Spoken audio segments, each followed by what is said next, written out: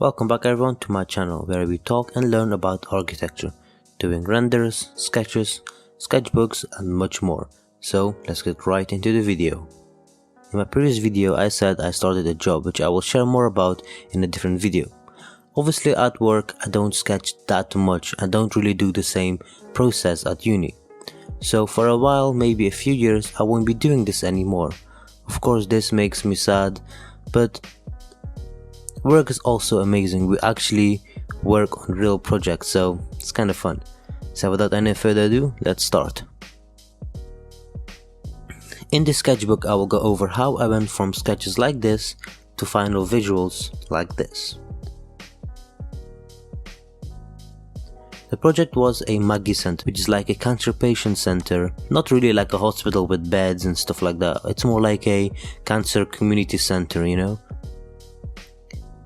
The first thing I did was that we all went to the site together with the class. We used a taxi and we kept an eye on the road, looking at the surroundings and the journey from where we were, which is in the city center, to the site. I took this map with me and sketched the obvious things about the site. Views, noise, green spaces, existing buildings, possible connections, vehicle access, pedestrian access, and much more. Check out my site analysis video for this. So here I was just working on some technical analysis, you know, all of the boring stuff and loads of text and all that.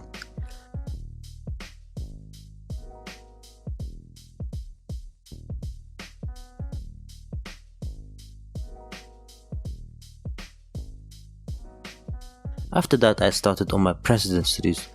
Now our lecturer said that the less precedents the better. This is obviously because you are able to focus on each one in more detail and truly understand the project and the concept. Because when you have about 6 precedent studies you get confused and you can't really focus on all of them as much as you can when you only have a few. Now obviously I did do more precedent studies afterwards, but for the time being I only picked 3 main ones. Going back to analysis, here are all of the diagrams that I did. I just had them in my sketchbook, you know, rather than having a digital file only, and so that I can always go back to them easier. Going from sun paths to opportunities and constraint diagrams, you know, these are all done by hand first and then put through Photoshop and InDesign to get them sorted into a layout. This is one of my first sketches that I did, and this site analysis drawing is the most favorite drawing I did. The concept was that I didn't want people to feel that they're here because they might die soon or like a pat on the back, like, oh, I'm sorry you have cancer, you know, all that. It's about living together, and 1 in 4 people can have cancer, so it should be about living together, not creating spaces to keep them separate. All of these spaces that were designed to be separate but are merged together on the interior to allow transparency for the patients. The water is used to bring calmness into their lives and following the angles of the building. The form of the building shoots outwards for south optimization, solar gain and maximum views to the canal and landscaping. I carried on sketching the plans and how people would enter, you know, all that kind of stuff.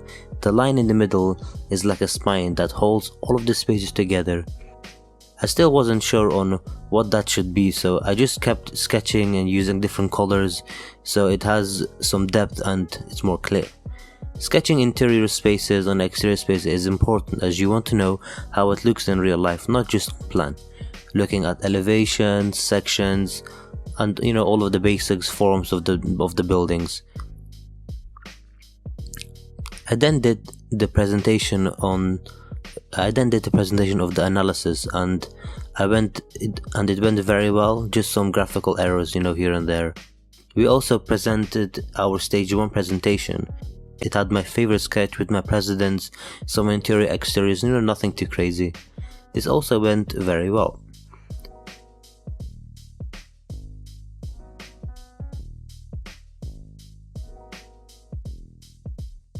Mess with the site plan a little and just develop the project. Going back to the plan and make sure that the organization is correct with the sizes needed of the brief. I had no clear concept for my landscaping. I did some historical research, which is always important. As architects love bringing the past roots and monuments and notes back, all that kind of stuff. So what I wanted to do was use horizontal, diagonal and vertical lines offset of these historical buildings and landscape. So I started getting things like this, which I wasn't really a big fan of. So I set the landscaping aside and found an amazing Precedent by Peter Einstein, which is the Wexner Center.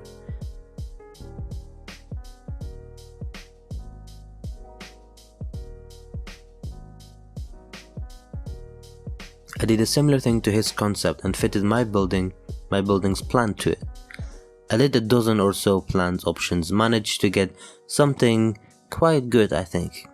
Now, going back to the landscape, I did these plans, but my god, I hate them so much, and it's just not me personally, I don't really like doing this kind of style.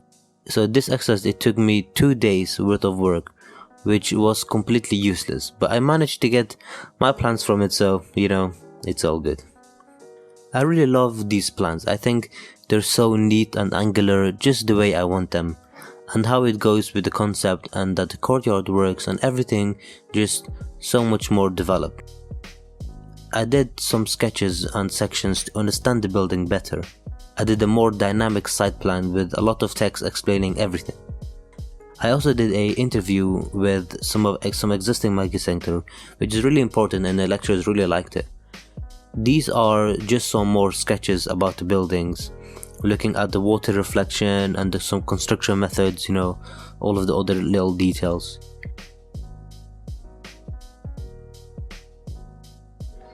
Here I was looking at how people would move around the proposed site and how they would navigate to get to the building, looking at the start and end points of the visitors.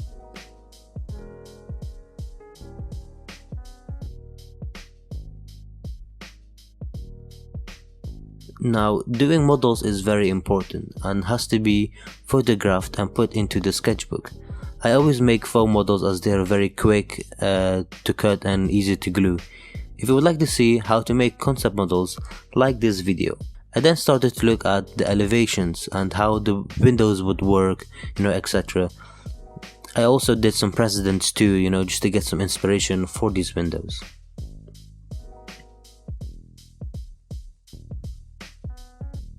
I carried on with the plan, starting to look at the organization of the spaces again, and the table shapes, as I wanted the furniture to also be personalized, not just, normal furniture that you can buy.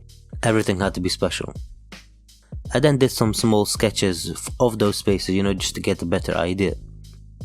I then did some small diagrams to see how people would move around the rooms, and if it was easy to navigate through, or if there was a problem that I would then have to go and fix.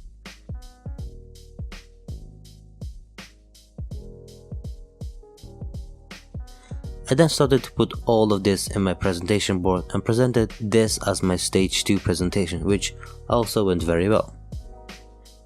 So here I started to mess with curves and angles in the landscaping to see how I can make it work, and remembering all of the Precedent studies that I printed and did a plan and sketches doing this is important, as you need to make sure that what you have done has been done before and how they have done it and how they made it work, so you can learn from it.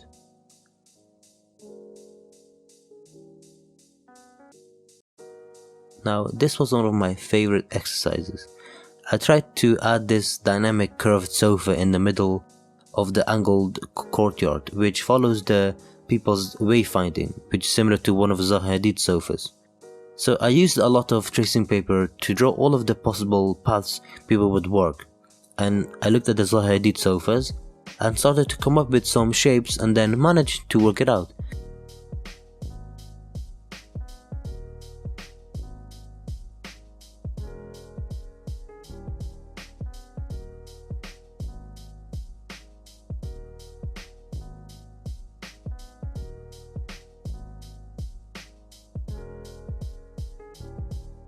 And I was really happy with how the sofas fit together and how they allow people to move around, and it's like an iconic space of the building.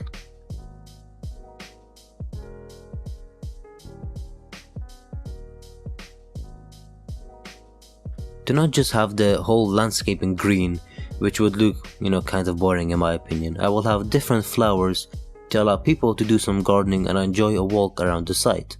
I researched what flowers would be good on buildings and did this little diagram just to show what kind of landscaping, what kind of trees I have used on the actual site. And then we have some model images, again some construction images, some diagrams, just to understand the hyperbolic roof, since it can be very complicated sometimes, which I'm sure you can see by the Precedent studies.